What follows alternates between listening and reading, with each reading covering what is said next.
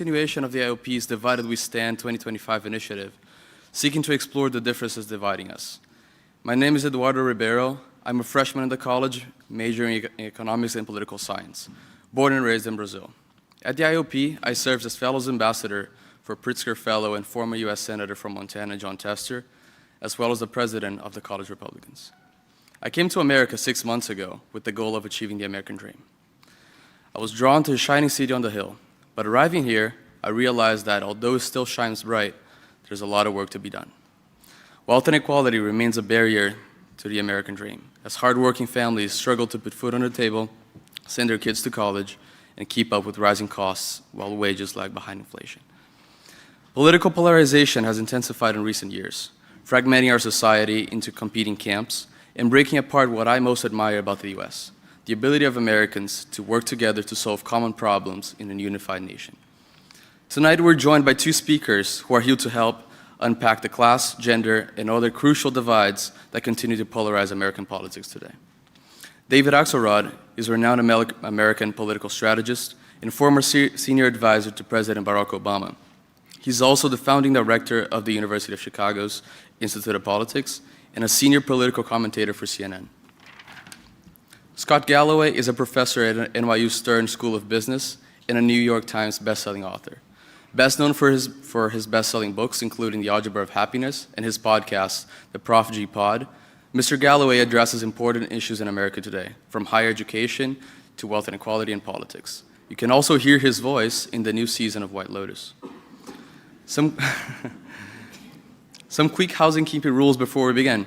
First, please silence your cell phones. Second, when it's time for Q&A, a microphone will be placed in the audience, and priority will be first given to students. Finally, please make sure to check upcoming IOP events, such as Is RFK Jr. Right About Our Food System, which will take place next Tuesday, April 8th at 5:30 p.m. in Bond Chapel, and Is FEMA Flop, The Ugly Politics of Natural Disasters, which will take place on April 15th, 5:30 p.m. right here in Illinois. You can register for both these events and many others at the IOP websites. Now, please join me in welcoming to the stage David Axelrod and Scott Galloway.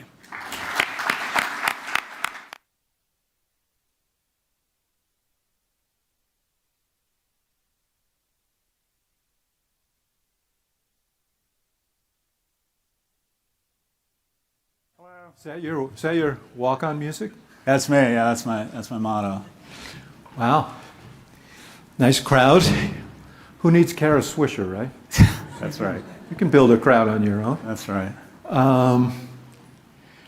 Welcome. Thanks. It's great to be here. Thanks for having. Yeah. Me and my son are here. We just did the campus tour. Beautiful campus. Never been here before. Extraordinary. I trust you recognize how fortunate you are, and you're going to remember this the rest of your life. Hey, my close friend. Best friend since the 4th grade, Adam Markman. Wow. Anyways, that's all I got. That's okay. Well, let's start there. Sure. Because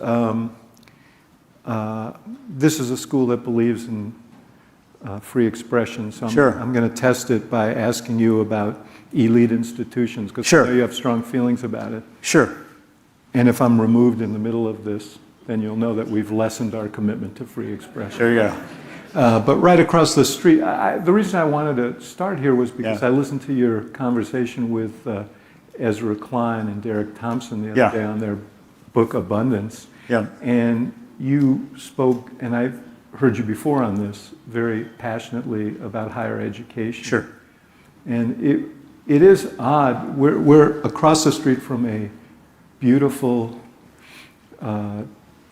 cathedral, as it were, to John D. Rockefeller, who formed this campus, who started this, whose money funded this university. So there is that whole robber baron with a conscience thing. Yeah. But the bigger thing is, you have talked about what has happened to higher education in this country. So let them have it. Well, I like to make it a practice to offend the audience I'm in front of. If you had a drug, and if you took this drug, it made you dramatically less likely to kill someone else, harm someone else, harm yourself, made you less likely to be obese, made you more likely to get married, made you more likely to stay married, much less likely to get diabetes, extended your life expectancy by 5 to 7 years, made you much more likely to get involved in nonprofits. Would you hoard that drug? That's what you're doing. Or would you share it with the president? That's what higher ed is. Higher ed sets the tone for America. We've become a rejectionist, exclusionary LVMH nation, led by higher education. Your endowment is $11.5 billion. Your freshman class is the size of what a good Starbucks serves every day. Is that what your aim is? And people say, well, it's about the brand. When I applied to UCLA, you know what the admissions rate was? 76%. You know what it is today? This year it'll be 7%. Higher ed is morphed from a place where we want to give the bottom 90 a chance of being in the top 10 to a place where you want to identify two cohorts, the children of rich people or the freakishly remarkable, and then hope you turn them into billionaires so they can build more of these buildings. Is that what America's about? I graduated from high school with a 3.1 GPA and 1130 on the SAT, and I was one of the 24% that didn't get into UCLA. And I was I was raised by a single immigrant mother who lived and died as secretary. And I didn't get in, so I started installing shelving. I was making 18 bucks an hour because it was a union job, and I thought that was a lot of money. And I remember this vividly. I came home one day, and I was just so upset. You know, my whole life people had told me I was creative, and I was smart, and funny, and the rest of it. And I said to my mom, I just kind of broke down. I'm like, this is my life? And there's nothing wrong with vocational work, but I thought I was going to go to college. And she said, well, is there something we could do? And I found out there was something called an appeal process, and I appealed to UCLA. And people said to me, I remember this, well, why wouldn't you apply to Michigan or Duke? Just get on a plane and go down there and tell them your story. And people don't realize, you can, if you grew up with some money, I think you can have empathy for poor people, or I was the upper, lower middle class, I'd say. But you don't really know what it's like. And people would say, well, go to Michigan, someone said, or go to Indiana and just show up and apply. I'm like, I didn't have a credit card. I wasn't going to get on a plane. I was either going to live at home or I wasn't going to college. And not getting into UCLA meant I wasn't going to college. Anyways, I applied, and the truth has a nice ring to it. I said, I'm installing shelving, and I really have bigger plans. And some guy in the admissions department called me, and I'll remember this the rest of my life. He said, you're not qualified, but you're a native son of California, and we're going to give you a shot. And because they had a lot of seats relative to the number of applicants, they had the bandwidth to let in unremarkable kids. And this is a flex, and I'm going to make it. In the last 5 years, I've given $16 million back to Berkeley and UCLA. So it's worked out for all of us. Because here's the thing, no institution or individual can recognize or be the arbiter of greatness in an 18-year-old. Higher ed should be about giving as many kids a shot as possible. So Chicago's actually, I did some research, Chicago's actually better than most places. You've increased your enrollments by 30% over the last 10 years. You've tripled them in the last 40 years. By the way, your endowment's gone from $800 million to $11.5 billion. I just interviewed the president of Dartmouth. They have an $8 billion endowment, and they let in 500 kids, and they haven't increased their enrollment, and they're in the middle of goddamn nowhere. What is the constraint there? They could get faculty easily. They have more than enough money. They could go to 5,000 in 5 years. They're not space constrained. They're not faculty constrained. They're constrained by a new zeitgeist in America that says we want to be LVMH. We want to be America.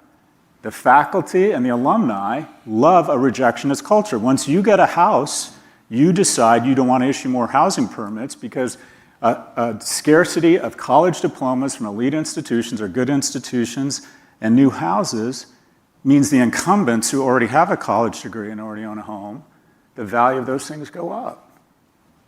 And so what do we have? We have an America that's basically, you're either freakishly remarkable or you're the kid of somebody rich. If you're in the top 1%, income earning, a kid in a top 1% household, you're 77 times more likely to get into an elite school than the bottom 99. Is that what America's about? So I believe that if you are not growing your freshman class faster than population growth and you have an endowment over $1 billion, I think you should lose your tax-free status. Because you're no longer a public servant, you're a hedge fund with classes. By the way, I also thought Biden's plan to relieve student debt was a terrible idea. I think it creates moral hazard. The key to our ability to raise inflation faster than, or tuition faster than inflation is based on two things. This artificial scarcity we manufacture. We could let in more people. Hermes does this. Those bags are not hard to produce. They purposely choke supply, so does Panerai, to create the illusion of scarcity, such that it creates aspirational luxury value and you can raise tuition faster than inflation. And that's been the strategy of higher ed, such that faculty stands up as they do at my institution, and when the dean says we rejected 89% of applicants, you know what we do? We applaud. That's like the head of a homeless shelter bragging he or she turned away 9 in 10 people last night. Now, I'm not suggesting you need to let in everybody, but UCLA wasn't exactly a Joey Bag of Donuts brand when it was letting in 76%. So what is the point of having all of this money and this institution that does so much good for people, produces so much health, so much prosperity, and then sequestering it? 4% admissions rate? What the actual fuck? Like, is that what the founding fathers wanted here? To create an Hermes bag in the form of an academic institution? Back to you, David. Yeah, thanks.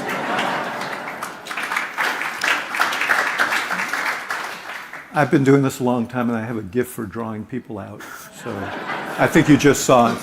But in a minute, we're going to give someone from admissions rebuttal time. But you've written one book or two since this book? A couple, and I just submitted a manuscript for my new one. And I don't want to give short shrift to those. But I had read this. We did a podcast a couple of years ago. This book had just come out. I read it. It's called Adrift, America in 100 Charts. One of the subjects was higher education and what's happened since World War II to now to kind of constrict the opportunity. But I want you generally to talk about working class people in this country, because the question always comes up, well, why would they vote for Donald Trump? Sure. Why would these people vote? And you read these charts and you think, oh, well, I can see why people are alienated, why they're a little... Yep. And so I want you to talk about this. By the way, the book is called Adrift, and here's the Lady Liberty up to her waist in water. Where's the water now? Is it, as it... Yeah, she's drowning. Yeah. But anyway, go ahead. Look, I'm living in London, and it's difficult to recognize America. I've been there the last 2.5 years. The things I just took for granted are being challenged, and it feels very alien. And the first thing you have to do to address a problem is to diagnose what happened. And I've said this publicly, and Bannon said I should be sued. I think we elected an insurrectionist and a rapist.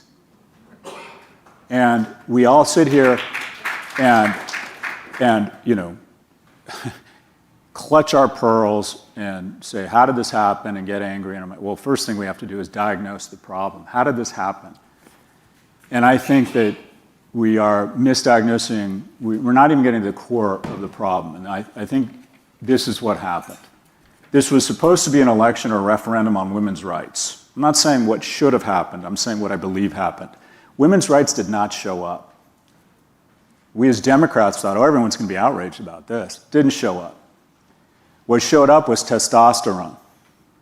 And if you look at the three groups that swung hardest from blue to red from 2020 to 2024, it's three groups. Latinos, who don't want to be identified as an identity. And Mexican Americans in Southern California have much different priorities than Cuban Americans in Florida. And even identifying them as a group pisses them off. So when the Democratic Party starts talking about we need to get Latinos back, right then you failed, because they don't identify through their identity. The second group that moved hardest from red to blue was people under the age of 40, specifically young men, who for the first time aren't doing as well as their parents were at the same age. That's never happened in American history till now. That's a breakdown in the compact you have. And by the way, when your son isn't doing well, right, it creates rage and shame in the whole household. The whole household comes down, and all they want is disruption. Someone under the age of 40 is 24% less wealthy than they were 40 years ago. Someone over the age of 70 is 72% wealthier. Old people have figured out a way to vote themselves more money. And we keep doing it every year. Now 40% of our budget goes to seniors. It's about to be 50% in 10 years, which crowds out investments in R&D, technology, and education, which are more forward-leaning investments. So young people are just pissed off and they want change. And then the most interesting group that went hardest from blue to red was 45 to 64-year-old women. And my thesis is that's their mothers. Because if your son's in the basement vaping and playing video games, you don't give a shit about territorial sovereignty in Ukraine or transgender rights. You just want disruption. In addition, we have social media that's turning everyone against everyone. Incumbents are being voted out everywhere. And because of the radical, insane narcissism of President Biden, we had to run an incumbent who didn't make it to Iowa the last time she ran. So the Democratic Party, absolute narcissism of President Biden, and this election really about being failing young men. There has been no group in America that has fallen further faster than young men. 4 times as likely to kill themselves, 3 times as likely to be addicted, 12 times as likely to be incarcerated. And what we talk about at the DNC convention, where I last saw you, David, we have every special interest group parading on stage, except no one acknowledges the group that is really struggling, and that's young men. If you go to the DNC website today, dnc.org, it says who we serve, explicitly, who we serve. And it lists 16 demographic groups: Asian Pacific Islanders, veterans, the disabled, Black Americans, Native Americans, and I added it up. It's 74% of the US population. When you say you're actively advocating for 74% of the population, you're not advocating for them. You're discriminating against 26%. And that 26% is young men. So basically, they say young men are moving more conservative. I don't think they're moving to the Republican Party. I think they're moving away from the Democratic Party. And when young men aren't doing well, and this sounds sexist, but the data is there's still a lot of women in the nation that primarily vote on what they believe is best for their husbands and their sons. And when young men aren't doing well, you want chaos, you want change. You'll vote for an insurrectionist and a rapist. You just want change. And I think that's what happened. I think that we essentially set ourselves up, we stuck out our chins, and these fists of stone, quite frankly called testosterone, came for it. And what did Trump do? He was brilliant. He flew into the manosphere. Think about it. Rockets, crypto, Joe Rogan. I mean, it just reeked of the manosphere. When he went on Joe Rogan, he got 40 million views on YouTube, 15 million audio downloads. For Vice President Harris, who, by the way, I think she did an incredible job given the hand she was dealt. I think she did exceptional given the hand she was dealt, right? For her to get the same level of awareness and attention that President Trump got just by going on Joe Rogan, she would have had to have gone on CNN, MSNBC, and Fox every night for 3 hours for 2 weeks. But they couldn't figure out a way to get down to Austin. Anyway, I just think we literally figured out a way to lose this. And then the final thing, money in politics, the world's wealthiest man decided who was president, identified the swing districts, weaponized his platform, and poured a bunch of money into it in a very targeted, strategic way. He didn't do anything we haven't done. We're just pissed off because he did it much better. Just expand on one thing, which is you have a number of charts in this book, which I'm sure could be updated, but these wouldn't have to be what happened to the American economy between from 45 to 70 and then from 70 to date in terms of just economic distribution and how the economy changed as we made the transition to an information economy, because to me that was profound. I mean, it wasn't startling, but when you see the numbers and you consider them, the system has worked a lot better for some people than others. So when folks say, are you going to stand up for democracy and so on? I'm the son of a refugee. I couldn't feel more strongly about it. But I think, and I've said this before, if you're at the kitchen table and you're talking about democracy over the kitchen table, it's probably because you don't have to worry about the cost of the groceries on the kitchen table. So that's been a big shift. The rising tides don't lift all boats. So we use words like network effects, globalization, information economy to mask over a hard truth, and that is we in our nation have decided consciously, we've made these decisions to cram as much wealth into the top 1% as possible. And America's superpower is our optimism. But the Achilles heel of that optimism is that deep down, most of us believe we're going to be in that 1%. And so when I was in my 30s and 40s, making a good living, kind of mid-six figures, by the way, I talk very openly about money. The gestalt that you're not supposed to talk about money is nothing but rich people trying to keep the middle class and poor down. Right? You want to be great at tennis? Talk about tennis. People should talk about money. So when I was in my 30s and 40s, I was making hundreds of thousands of dollars a year, and my tax rate was about 40%. Now that I'm making millions, sometimes tens of millions, my tax rate is 17%. The two biggest tax deductions in America, mortgage interest rate and capital gains. Who owns homes and stocks? People my age. Who makes their money from salary and current income and rents? People your age. Every year we transfer $1.2 trillion from people your age to old people in the form of Social Security. The wealthiest generation in the history of this planet is getting $1.2 trillion a year from young people. I'm not suggesting we do away with Social Security, but for God's sakes, a third of us should never get it. And absolutely the age limit should be raised. It's insane that we continue to transfer so much money from young to old. And we purposely do this, and from poor to rich. Now you would argue, okay, it's not the poor. The poor pay very, very little tax, less than 50%. Their taxes have stayed about the same.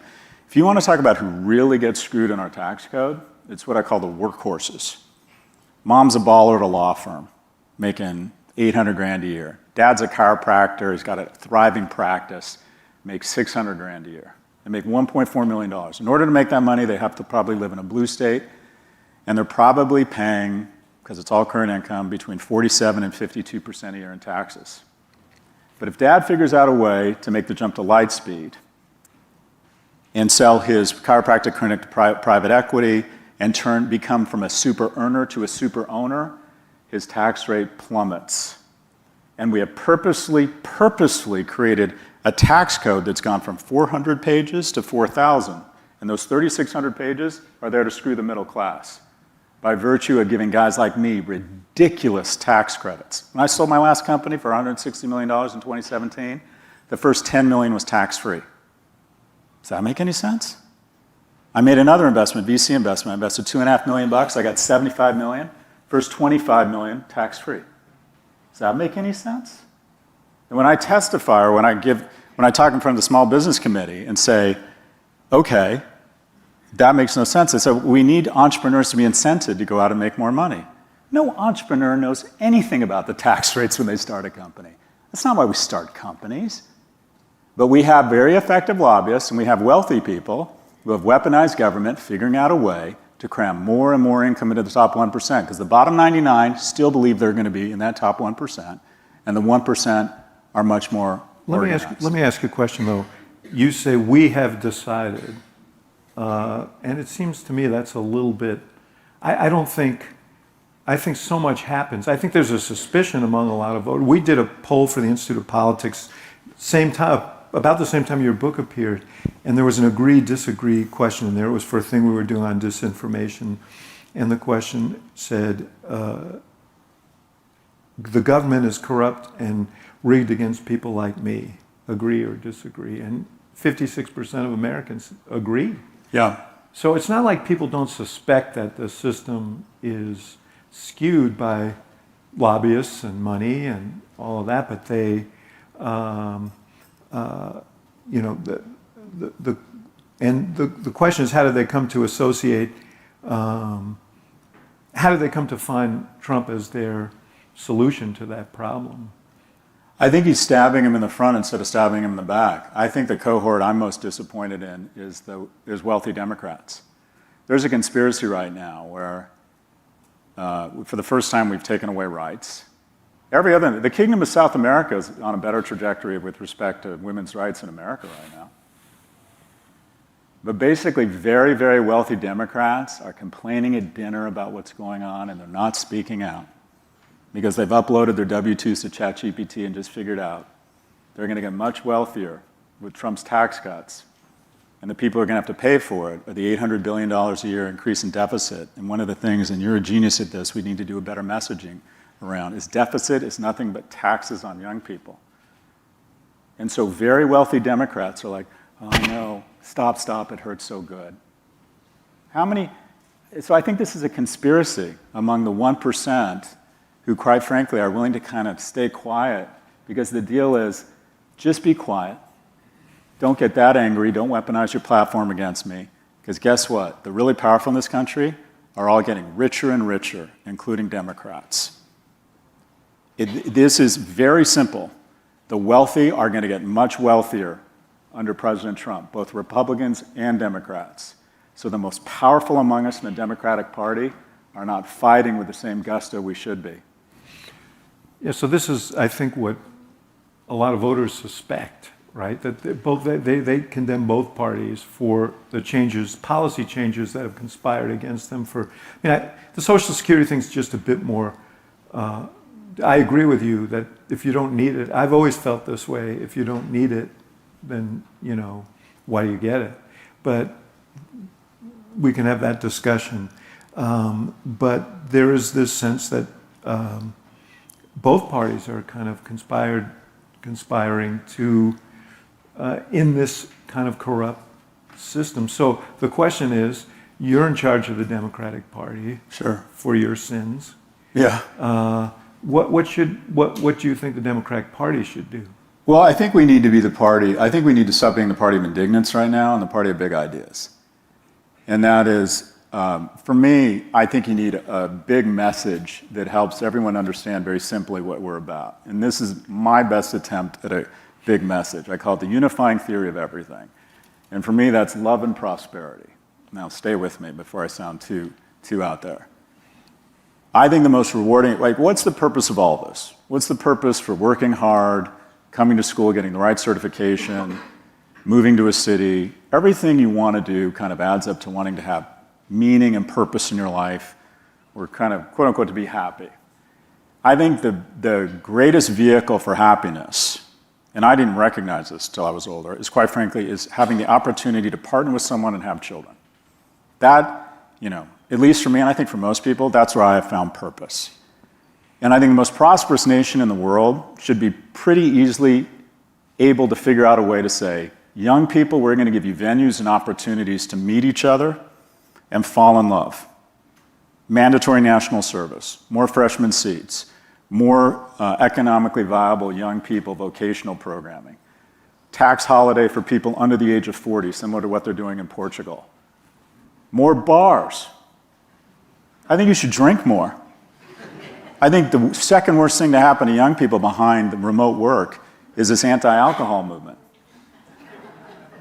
I'm being serious. I'm not suggesting that I think everyone should do an audit of all their substances.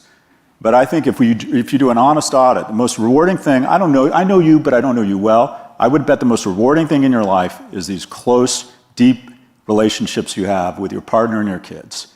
Without question. And I then ask people... I don't know about her, but that's the way I feel.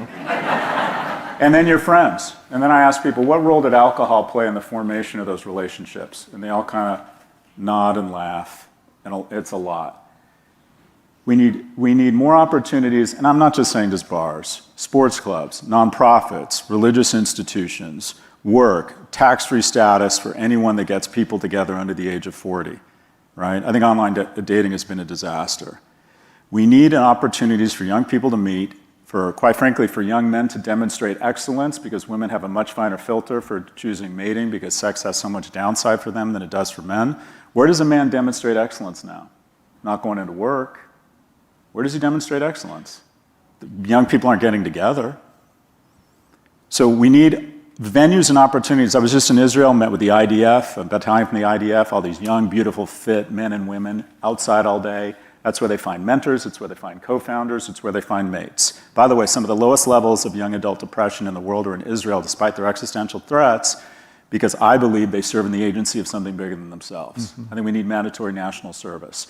And then once you are fortunate enough to find someone to mate with and have kids, you should absolutely, at a minimum, be able to afford to have housing and a certain level of prosperity. $25 an hour minimum wage. If minimum wage had just kept pace with productivity and inflation for the last 40 years, it'd be somewhere between $23 and $27 an hour. 7 million new homes, manufactured homes, which cost 30 to 50% less than building on site, and federal legislation against all of this NIMBYism that gets in the way of housing permits, see above rejectionist culture. 7 million new homes, right? Bring down the cost of housing, do away with the tax-free status, more freshman seats, to encourage larger enrollments, such that in America, the most prosperous nation in the world, where we had $1/3 trillion in an earnings call 5 minutes after their earnings, NVIDIA, at a minimum, anyone under the age of 40, right, should be able to find someone, fall in love, and have kids, and not live in poverty. That, to me, sounds pretty fucking basic. Pretty basic for the most prosperous nation in the history of the planet. And everything the Democratic Party should do, in my opinion, should reverse engineer tax, economic, and social policy from a love and prosperity. That is table stakes. Table stakes. And unfortunately in America, it is no longer. 40% of American households have medical or dental debt. 1 in 3 men under the age of 30 hasn't had sex in the last year. 60% of 30-year-olds used to have a child in the house. Now it's 27%. If young people decided they don't want families, or they just can't afford them, or find someone they want to mate with, women can't find an economically or emotionally viable man. I mean, these are real issues. For me, the Democratic Party is about, okay, love and prosperity. Everyone should be able to have that level of deep and meaningful relationship. Speaking of love, you mentioned something earlier about the podcast and the election and so on. I want to talk about both podcasts and social media generally, but you know so much about the tech world. I want to ask you in a minute about Elon Musk and some of the tech bros who are flexing right now. But the whole, and you write a little about this, but the whole business model of social media is to keep people online, and their conclusion is the best way to keep people online is anger, resentment, conspiracy theories, drive people into their silos. It seems like it is the enemy of community. Yeah, so my first firm, I started a firm when I was 26 called Profit Brand Strategy. That was a brand strategy firm. And from 1945 to 1995, the algorithm for making or producing shareholder value was the following. Come up with a mediocre product, a mediocre shoe, mediocre car, mediocre salty snack, mediocre sugary drink, and then wrap it in these amazing brand codes of European elegance or American toughness or masculinity or maternal love, and you can turn 20 cents of toothpaste, peanut butter paste into $3 of maternal love, because choosy moms choose Jif, right? But the ultimate association to create unearned margin and shareholder value was sex. We thought sex sells, right? Drink this beer and you'll be hotter, right? Wear this watch and you'll be more attractive as a potential mate. And what we found with the introduction of the Google algorithm was we found something even better than sex, and it's rage. Think about if someone says something that disagrees with you in a comment section on YouTube or on Instagram, you got to go back and check it out. It's the comments and the rage. So the algorithms purposely elevate controversial incendiary content. I want to be clear. If you believe mRNA vaccines alter your DNA, I think you should have the right to say that. But unfortunately, we now have a profit motive, and giving that statement more sunlight and reach than it would on its own, because it creates a fight online. So we essentially have the world's deepest pocketed companies are trying to do one of two things: enrage you and divide us, or two, give young men the myth, the mythology, the falsehood that they can have a reasonable facsimile of life online. Why go through the pain of getting friends when you have Reddit and Discord? Why put on a tie? Why go into an office? Why go through the exceptional injustice of the corporate world?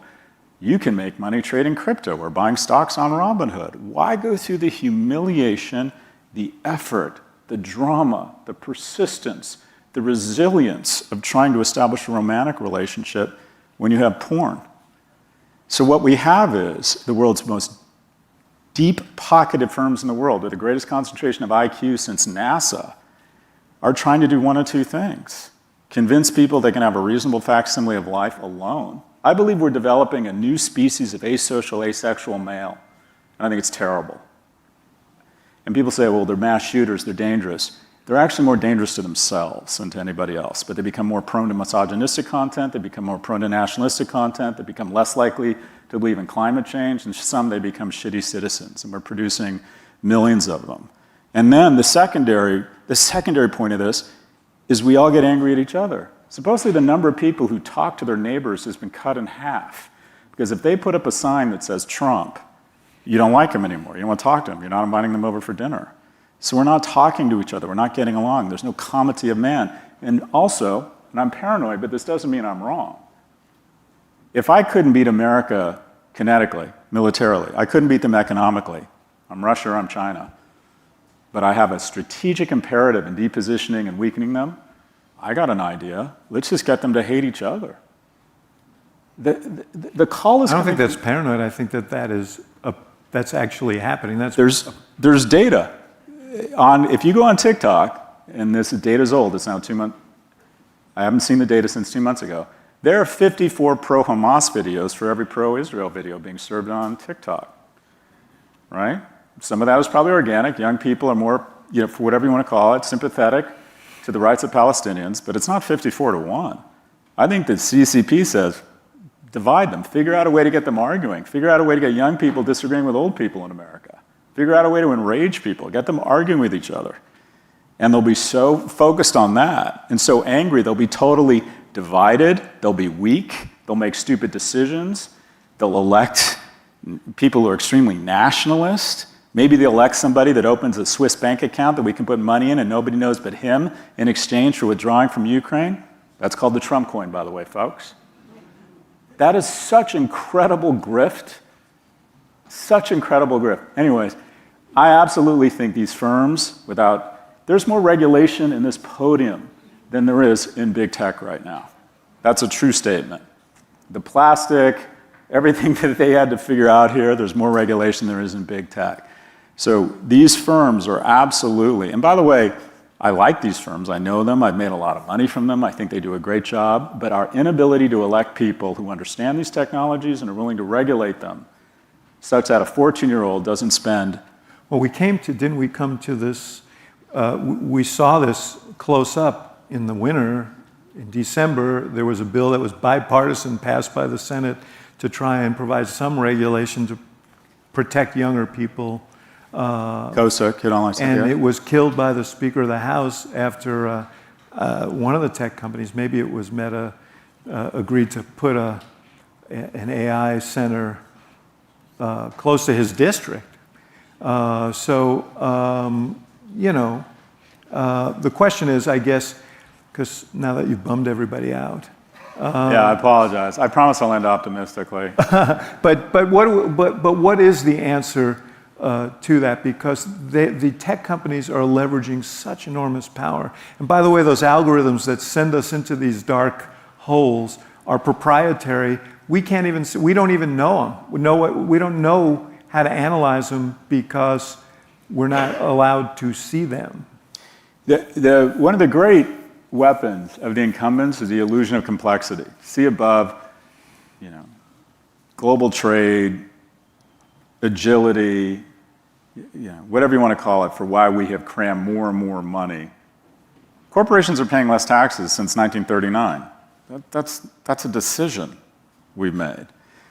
We could fix a lot of this problem.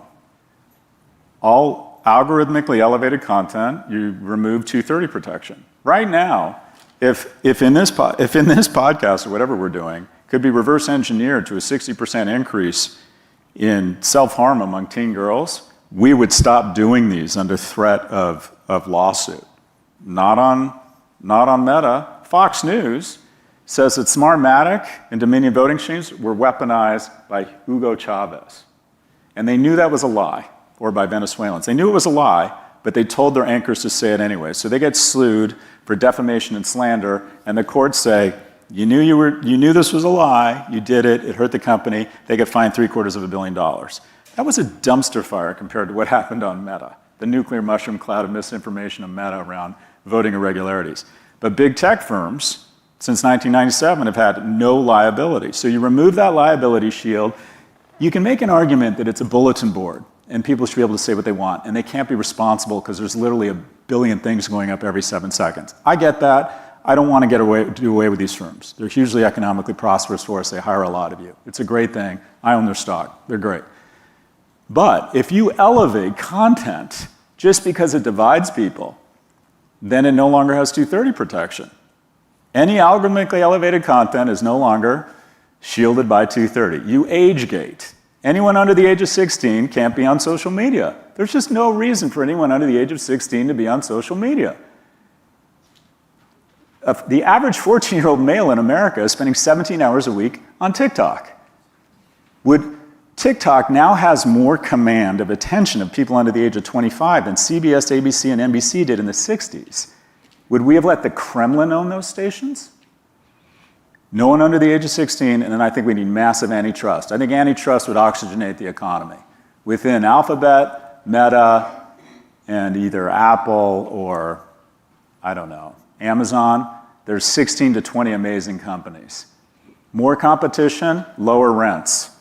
Every year, Amazon used to take 25% of gross proceeds from third-party retailers on the platform. Now it's 45% because they have a monopoly. It's 50%. Google search terms, for those of you that buy them for your business, have seen rents go up. Think about how much rents have skyrocketed from the company that controls 2/3 of all social media. Think of the rents parents are paying for social media. P&G and parents would love a social media platform that figures out a way not to get their kid seeing total misinformation. But there's not enough competition. Anyways. We're going to take some questions in just a few minutes, and I should know this. Where's the microphone going to be? On either side here. We're going to prioritize students first, so no sneaking to the front of the line, you people who are young at heart. But I want to ask you. You mentioned TikTok. President hated TikTok in his last term. Yeah. And then he's very explicit. He's very open about this. He said, "Then I learned how much it helped me in the election." Yeah. And I love TikTok now. Held up the legislation that would have prevented, would have forced the Chinese to essentially sell the company. Now he wants a partnership, and they're going to have a lot to say about who that partner is. Does that worry you that the president has that much influence over the ownership of a social media site that has such influence, particularly with Americans under 40? There's so many.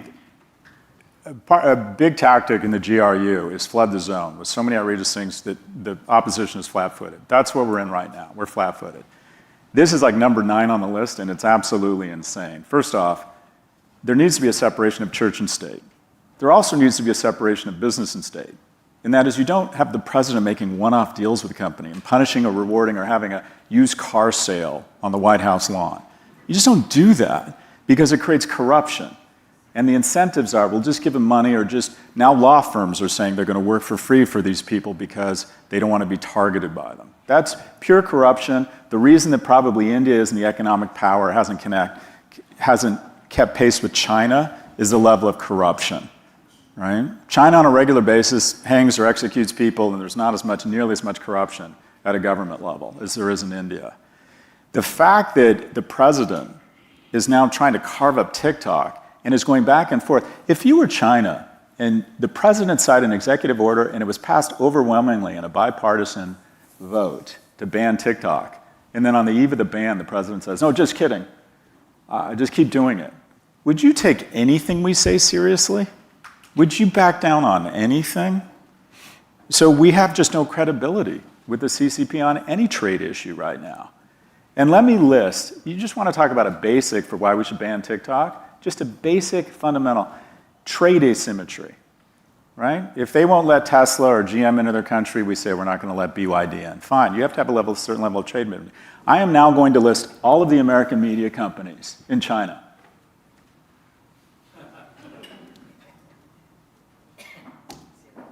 Next question.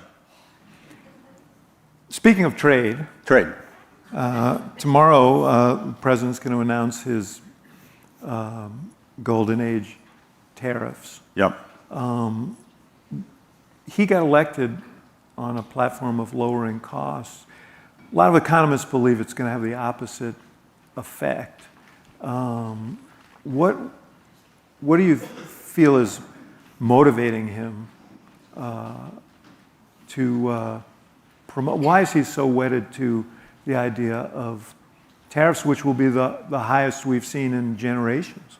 I can't speak to his, people say he's obsessed with McKinley. I can't speak to his motivation. What I can speak to with confidence is that it would be difficult to find a more elegant way to reduce the prosperity of Americans than tariffs. I taught micro and macroeconomics in graduate school at Berkeley, and we used to talk about tariffs the way I imagine they talk about leeches in medical school now. And that is, we used to do an entire class on, can you get over the fact they did this? I want to be clear, tariffs can be used strategically to restore trade asymmetry. All right, you're doing this, we're going to put on a tariff until there's some equilibrium here. They can be used, and there's an argument, to protect some key strategic industries. We should probably have some level of domestic steel production in case we go to war. I get it. But blanket tariffs are just the fastest way to reduce prosperity. This notion, if you wanted to increase our prices and also decrease demand of our products abroad, tariffs are the way to go. And I teach strategy at the business school at NYU. And strategy, the two questions you always want to ask yourself. One, strategy basically comes down to one question. What can we do that's really hard? Different talk show. But also the key mistake in strategy is assume, you see how my nose goes to the right? My nose goes to the right. And this, hold with me, there's a story here. When I first got to New York, I was bored and stressed, so I started boxing. And this guy who I paid to box with me said I should enter a boxing tournament. And I was dumb enough to believe that I could box. And I got in the ring with a guy who was 5'8", I'm 190 pounds. He was 5'8", 190 pounds, and 25, not 45. And all I remember was ding. That's all I remember. Ding. And my nose still hasn't gone back to where it's supposed to go. Because I made the key mistake in strategy, and that is I believed I was boxing against a speedback or someone who would be nice to me. And that is the key mistake in tariffs, is people believe that they're operating in a vacuum. Every single tariff we have levied has been met with a reciprocal tariff, meaning that all of a sudden our products are going to become more expensive overseas. And here's the thing that hasn't been talked about that makes these tariffs so incredibly more punishing. Two things, actually. One is the uncertainty. Companies don't even know how to plan their business right now. They're in a state of paralysis. The tariffs are on, the tariffs are off. If the tariffs went off 25%, that'd be bad. But at least General Motors could plan their business. Right now, they don't know how to plan their business. And then the thing they're not talking about is the following. The majority of our exports are services, right? Meta is a huge exporter. Investment banking, right? High-end products, media. The margin on the products we export are exponentially higher than the imports we bring in. So people import, German imports in Mercedes at about 7 to 10% of profit margins. We export NVIDIA H55 chips that have about 55% margins. So for every dollar we create in our exports, we're getting 3, 5, 10 times that value in terms of shareholder value that creates wealth and creates tax revenue. And they're getting usually somewhere between 1 and 3. So for every dollar reduction in economic growth we're getting from these ridiculous tariffs, we're actually losing exponentially more in terms of shareholder value. These are, it is difficult to think of a way, if he said, I really need to figure out a way to put us into stagflation, well, let's convince people that tariffs will be punching against a speed bag and we'll get the tariff revenue, it'll create more jobs, and they won't respond, they won't hit back. And talk about strategic. Europe and Canada and Mexico are now talking about coordinating, and I love this, and creating 2 levels of tariffs, and the most disproportionately onerous tariffs on the red states. They're going to go after their hearts and lungs because they're smarter. Tariffs are literally the fastest way to reduce prosperity for this nation. They make absolutely no sense, and we're going to pay a huge price. And even if we decided to do away with them tomorrow, a lot of the damage has been done because we look inconsistent, we look like amateurs. And what's happening behind the scenes? I've worked with 30 of the 100 biggest global nationals in the world in the last 10 years. They're all reconfiguring their supply chains and going around America. Like, we don't know what's going on there. We can't build a business getting supplies or whatever it might be, high-end products from the US, so we are reconfiguring our supply chains to bypass and work around America. That will have impact on us for 10 or 20 or 30 years because we now have a reputation of not only being dumb, but being inconsistent. They just don't know what to expect from us. Got a student question over there. We can't actually see you because of the lights, but describe yourself to us.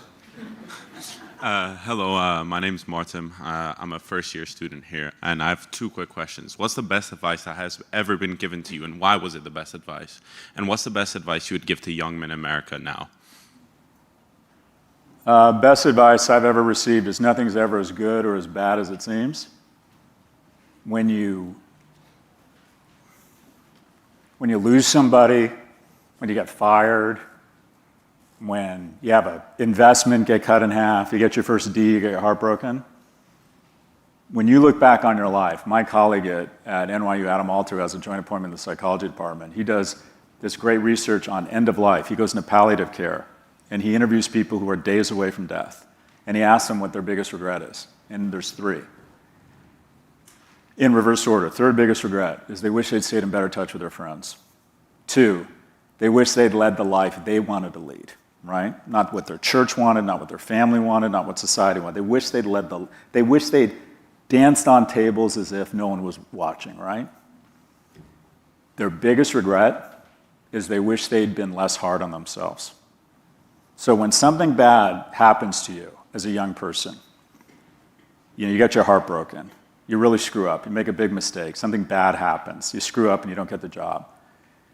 The thing you're going to regret at the end of your life isn't not getting the job. The thing you're going to regret is how hard on yourself you were. So forgive yourself. Nothing's ever as bad as it seems. And at the same time, when you're killing it, you get into the University of Chicago, you get an internship at Goldman, you're making a shit ton of money. Recognize a lot of that is also not your fault, and be humble. Be humble.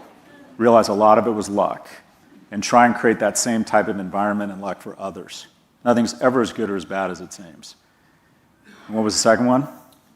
What's the best advice you give to a young man in America? I think that was it, right? Yeah. What's the best advice, specifically for young men? This is going to sound crude. I coach a lot of young men. I say, okay, start making some money. You got that down here at the University of Chicago. I think that more young men need to get out and take more risks around relationships. I think, and you're probably doing that here. That's not a question.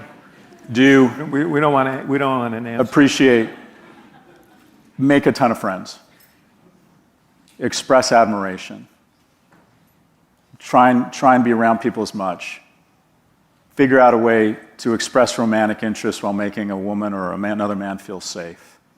If you want to punch above your weight class, economically and romantically, you need to get to know a lot. If you're not getting a lot of no's, you're never going to get to really wonderful yeses.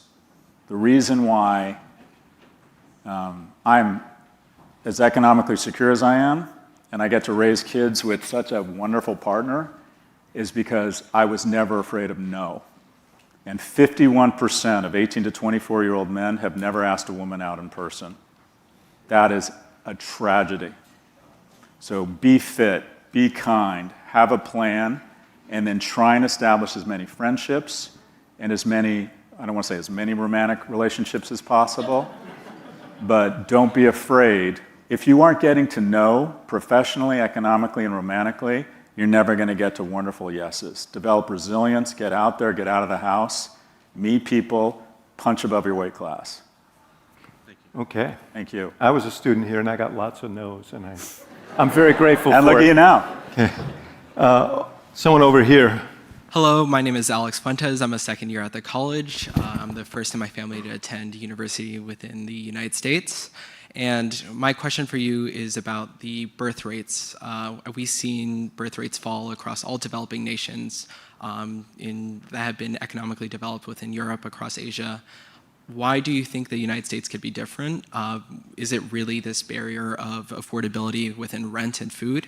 And is it, we've seen, like, for example, I forget if it was Japan or Korea had made a dating app, a government-sponsored dating app. We've seen countless of failures across a variety of nations. So why do you think the United States could be better? Yeah, so to your point, in South Korea, they've tried all of these programs, and only 14% of South Koreans are ever going to have a grandkid at current birth rates.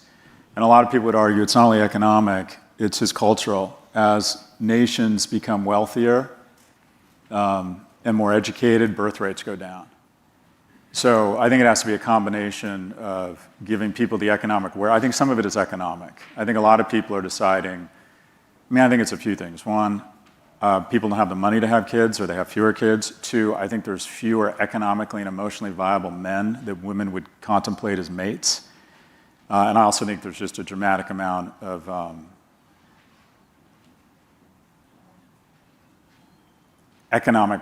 again, it just comes back to money for me. I think we got to put more money in young people's pockets. I think we have to make men, quite frankly, more attractive to women. The greatest innovation in history is not the iPhone or the semiconductor. The greatest innovation in history is the US middle class. And the rich will have you believe it's a naturally occurring organism, that it'll just happen on its own if we let the free market happen. No, it doesn't. You have to let me use the R word, you have to constantly redistribute money from the richest and corporations to the middle class, or it dies. It goes out of business. And at the end of World War II, we brought home 7 million men who had demonstrated heroism in uniform, and they were very attractive to potential mates, and we put money in their pockets through the GI Bill, through the National Highway Construction Act, right, through lower interest mortgages, and they mated like crazy. And then people had such wonderful homes and such wonderful lives that they decided, why wouldn't we bring women into this prosperity? Why wouldn't we bring non-whites into this prosperity? And we created the greatest nation in the world. And right now, what we're missing, quite frankly, is economically and emotionally viable young men that people want to partner with. I think a lot of our problems reverse engineer to that. And the moment you start even having a conversation, people get uncomfortable. Well, why are you so worried about men? Where were you for the last 3,000 years with women? And I want to also acknowledge that people of our generation had the most dramatic amount of prosperity in history from 1945 to 1995 crammed into 30% of us that happen to be white and male. And so, quite frankly, there's a gag reflex now around giving it any sort of programs or empathy for young men. And the thing is, empathy is not a zero-sum game. Civil rights didn't hurt white people. Gay marriage didn't hurt heteronormative marriage. And we have to acknowledge young men are doing really poorly. More single women own homes than single men. Fine, right? 2 in 3 women under the age of 30 is in a relationship, only 1 in 3 men. Why? You think that's impossible? It's because women are dating older. Women in urban centers are now making more money than men. That's fine. We should do nothing to get in the way of that. That's a collective victory. But we also have to acknowledge is the following. Women made horizontally and up, men horizontally and down socioeconomically. And when the pool of horizontal and up for men keeps shrinking, you're just going to have less household formation. And in my view, you're going to have less purpose and less meaning in people's lives. So the question is, how do we, and I don't believe you should have programs, I think there's a few programs such as starting boys later in primary education, getting more males in primary education. But for the most part, I think our program should be focused on people just leveling up young people. Because I don't want it to become a political kind of battle of the sexes. But I do think if we give young people dramatically more opportunity and reverse the flow of capital and prosperity from young to old, that I believe that you're going to see a vast increase in birth rates. I think much, if not most of this is economic. But your point is a good one, because in some Northern European nations where they've had all sorts of economic programs for young people, you still see the decline in birth rates. This is a long-winded way of saying that's a very good question, and I don't have a full answer for you. Thank you. Thank you. Well, I'm glad you didn't, because we got other questions here. Go ahead. Hey, Prof G, thanks for being here. My name is Luke Johnson. I'm a master's student in the Precision Health program and alum of the college. I want to thank you for a conversation you had on Andrew Yang's podcast in 2020, because it encouraged me to take a year off from college and get some work experience instead of doing online classes. Thinking about politics and Andrew Yang, he has since started the Forward Party, a third party. He advocates for ranked choice voting and open primaries and doing things to make third parties more viable in the U.S. I'm just curious if you, what your thoughts are on the Forward Party. You know, you're a moderate guy, Andrew Yang's a moderate. Any thoughts on third parties looking at our political future? So I'll start and then David should finish, because he's going to forget more about this. I'm going to know. It makes sense in theory. Third parties usually don't work. And for me, the third party is the next evolution of the Democratic Party. I'm doubling down on the Democratic Party. And I think that when I think about the Democratic Party, I think our heart's in the right place, and that's good enough for me. And we're trying to do the right thing. And I think that what we need is a series of big, bold ideas to get to the next stage. Clear out some of the deadwood, the majority of our senators in Congress, not the majority of the senators, not the majority of Congress people. But I think there's a bench of Democratic politicians who are outstanding, and I think we need to move to some big, bold ideas, right? National service, 7 million homes. I just think there's flat tax rate. And I just think there's a series of big ideas that we could propose that are more. I just think a third party is probably going to make it even worse for us. What are your thoughts? Yeah, I mean, I agree that I don't see that as the emerging answer, although I do think there are Republicans who feel homeless right now, who are looking for a place. But your other question was about structural changes, ranked choice voting, universal primaries, that do tend to moderate the outcome of that election, give voice to people who don't participate in party primaries. The problem with those is they require politicians at the state level. Sometimes you can do it by initiative, and in the states where you can, often they do.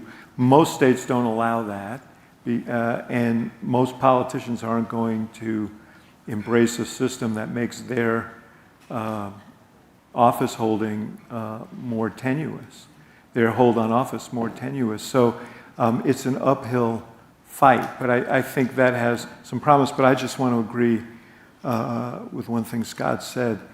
I think my advice, if I were asked to the Democratic Party, would be don't be the party of restoration. Don't be the party of the status quo. Don't say we need to win to restore everything that Trump is dismantling, because Washington needed an angioplasty.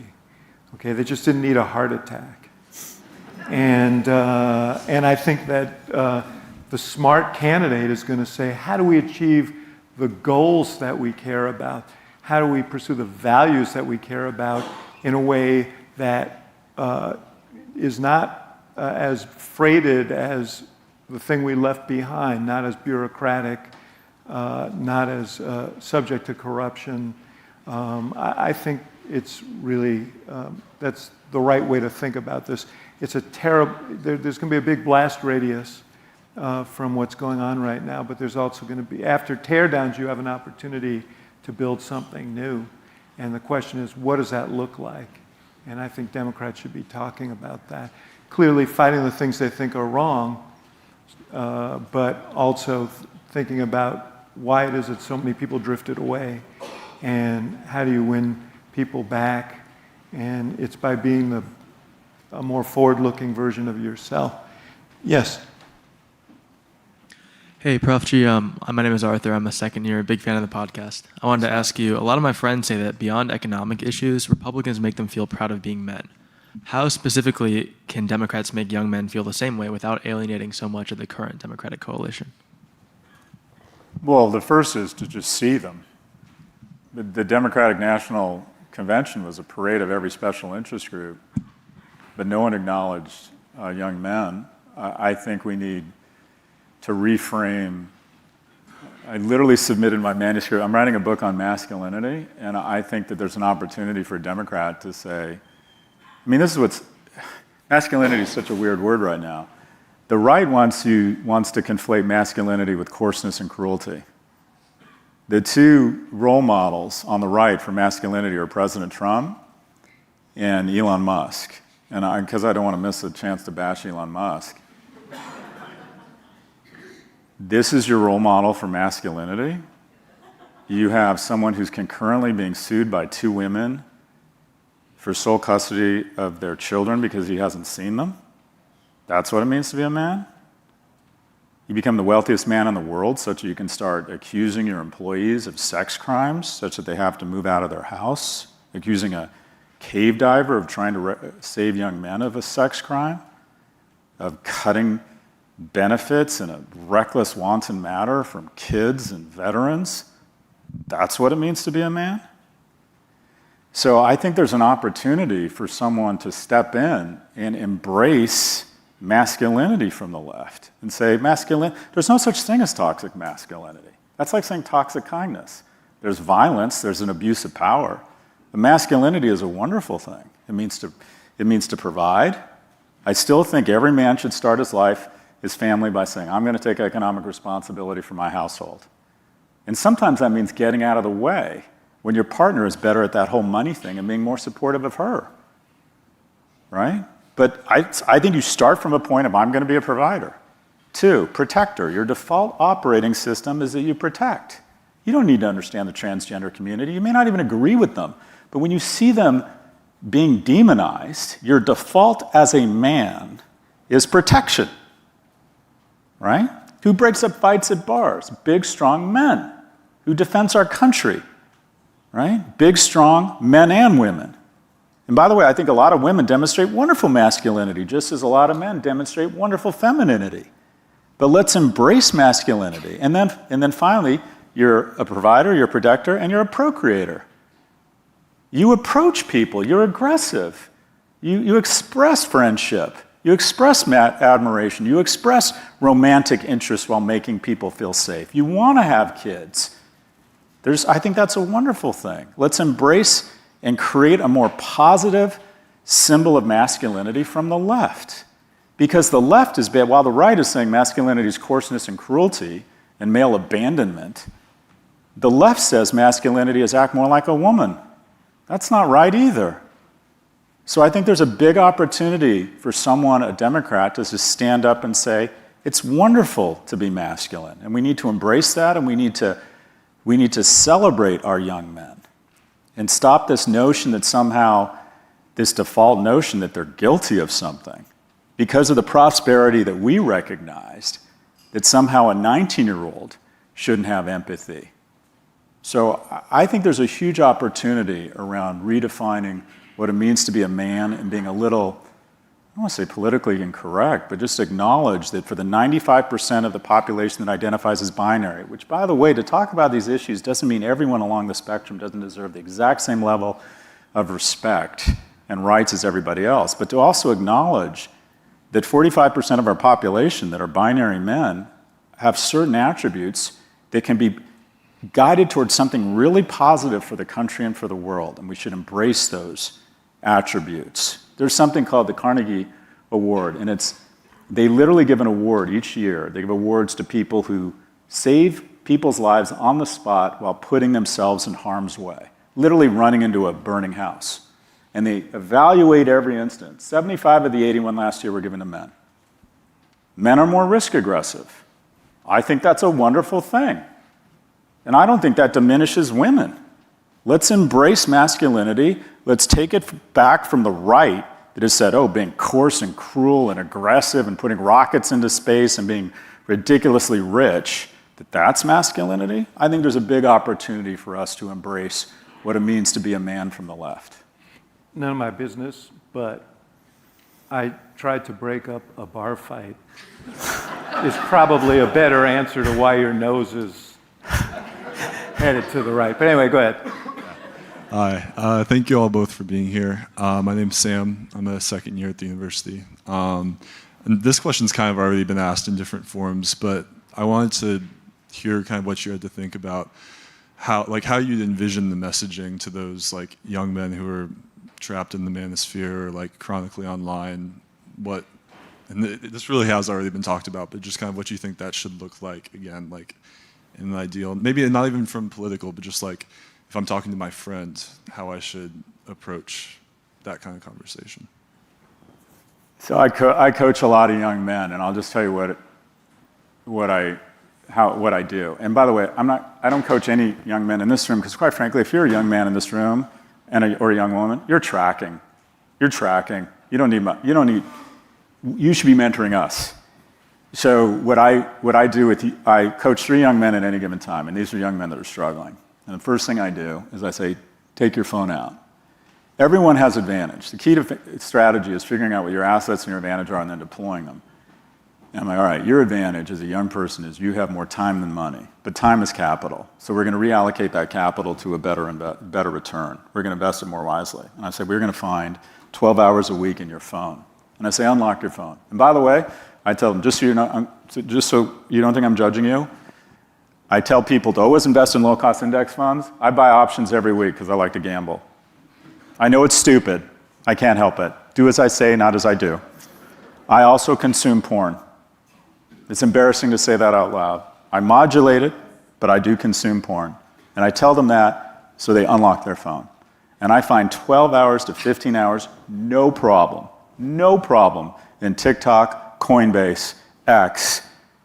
It is so easy, YouPorn, to find 12 to 15 hours. And I'm like, we're going to reallocate that to 3 areas, to 3 investments, that amazing capital. We have found a shit ton of capital. This is so exciting. 1, you're going to get really strong. You're going to work out 3 to 4 times a week. The young male form is exceptional. That double twitch muscle, that incredible bone structure, and you pour. My son and I every morning are working out on our college tour, and I'm just getting, the young male form can get so strong and so fast, it's a marvel. And when you get really strong, you're going to be kinder. You're going to be less prone to depression. You're going to be more attracted to other mates. You're going to feel confident about serving other people, right? We're going to get strong. 2, we got to make some money.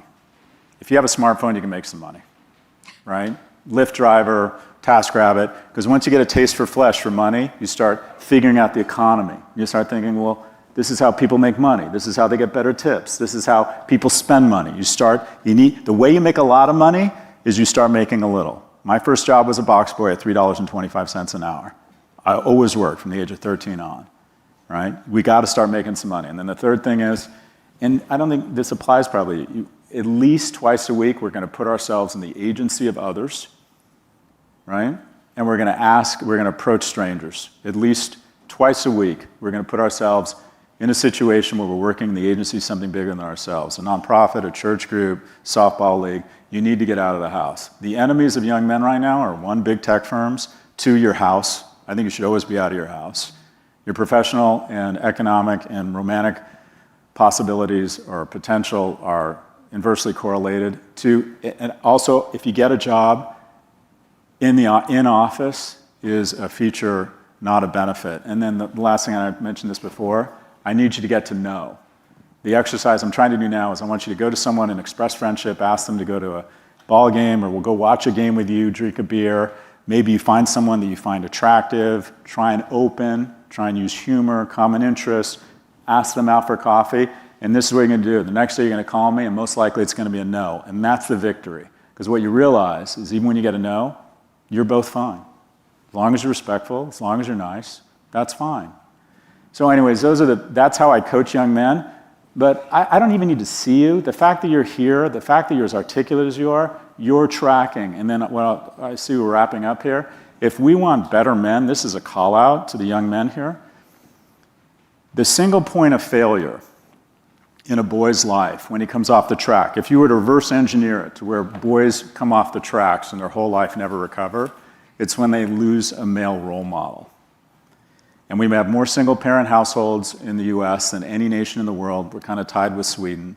We have a lot of male abandonment. We have family court that's biased against divorced fathers. We have a lot of men, young boys actually, whose first male role model is a prison guard. After school programs that are disproportionately athletics and coaches are being cut.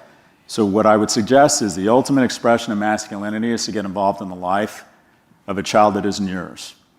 And if you find any single mother at work, any mentorship program, any tutoring of high schools, I know you guys do a lot of this, that is the most important expression of masculinity, is to say, I have my act so together, I can take care of myself, I can take care of my family, and I'm going to start taking care and providing love and care for people who aren't mine.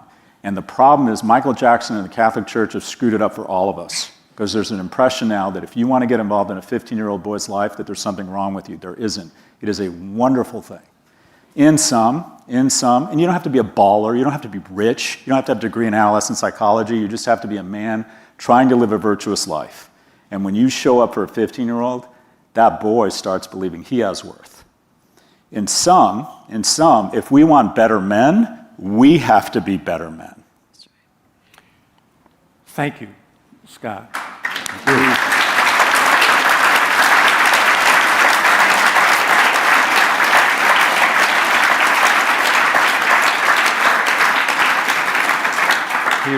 He writes a blog. He's got, I think, 17 podcasts a week. He's ubiquitous and always interesting. So I encourage you to follow Scott. And I just want to say on Thursday, in my never-ending quest to draw out shy and reticent public figures, I'll be talking to James Carville over at Bond Chapel, along with Liz Smith, who's a great and incisive young political strategist. So I hope some of you will see us there. But this has been great. Thank you, so appreciate it. Thanks so much. Thank you, everybody.